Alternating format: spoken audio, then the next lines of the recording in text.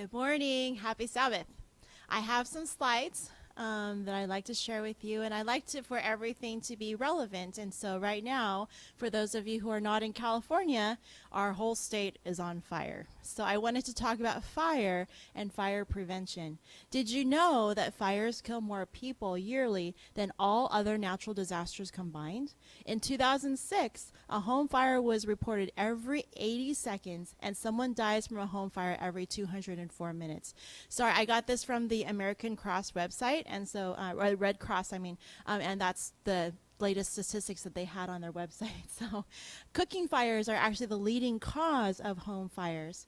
65% of home fire deaths are due to either non-working or having no smoke alarms whatsoever. Each year, over 200 people die from carbon monoxide produced by fuel-burning appliances in the home, such as furnaces, ranges, room heaters, etc. Only 26% of families actually have developed and practiced a home fire escape plan. And again, that is from the American Red Cross and National Fire Protection Association. Hopefully you're seeing the slides on the screen. So how can we prevent this? Well, if you have flammable items, keep them at least 3 feet away from any heat sources. Teach your kids about safety, fire safety, like matches, candles. These are not toys. Do not walk away while you're cooking on the stove. You want to install and check on your smoke alarms every 6 months. And if for carbon monoxide poisoning, you never want to use gasoline, propane, natural gas burning devices inside an enclosed space because carbon monoxide is odorless and it's deadly. So install a carbon monoxide monitor.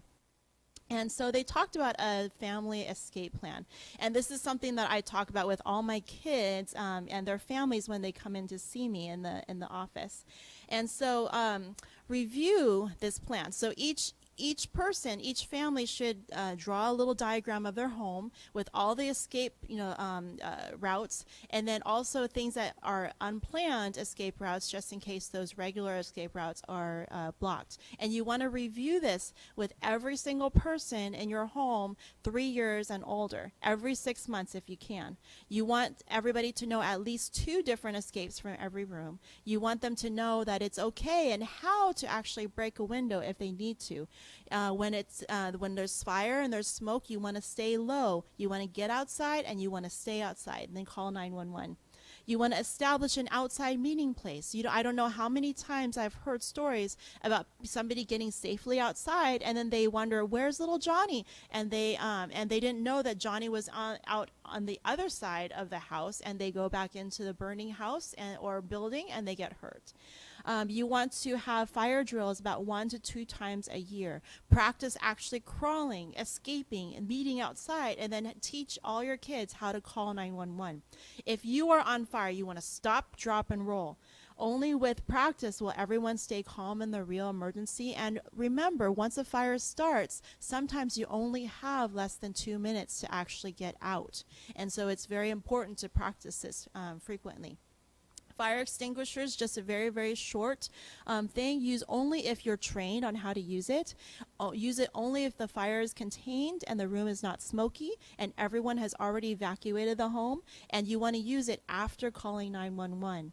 And the acronym for using the fire extinguisher is PASS. So P, pull the pin. A, aim low. S, squeeze level and slowly. And evenly. And then the other S is to sweep the nozzle from side to side. And that's how you can use this fire extinguisher effectively. And then also during these fires, I happen to be asthmatic, and I know a lot of people out there are. So what things to look out for if you have asthma? Some of the symptoms are chest tightness, a nagging dry cough, wheezing, trouble breathing, breathlessness. And when I say asthma, it's a overarching term.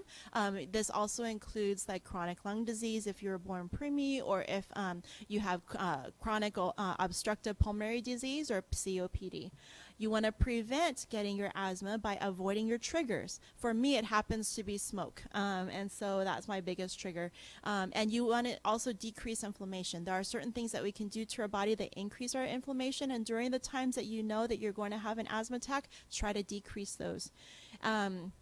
the treatment. Once you actually are in an asthma attack, there is no other treatment except for albuterol and steroids. You can do a lot to prevent yourself from getting there, but you need to do that. The earlier you start the treatment, the better the outcome. You always want to use a spacer if you use your inhaled medications, and you don't want to ignore the signs and symptoms, as any asthma attack can be life-threatening. So, church members, brothers and sisters out there, I want you guys to stay safe. I want you guys to stay cool. It's very hot out there, and stay healthy. Thank you. You have a good Sabbath.